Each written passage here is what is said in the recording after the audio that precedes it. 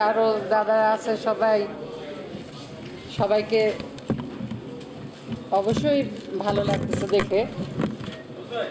তা আমি এখন জানি না সবাই আসছেন না, এটাই ভালো লাগতেছে যে আজকে আমাদের জিসাসের প্রতিষ্ঠা মানে একটা প্রতিষ্ঠা বার্ষিকীতে সবাই এইভাবে আসবেন, এটা আমরা আশা করিনি।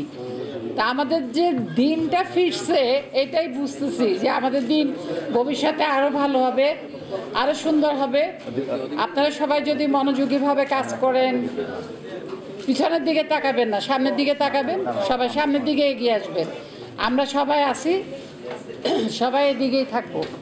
আর কি, আজকে তো জিসাসের প্রতিষ্ঠা বার্ষিকী 25তম, এই আর কি।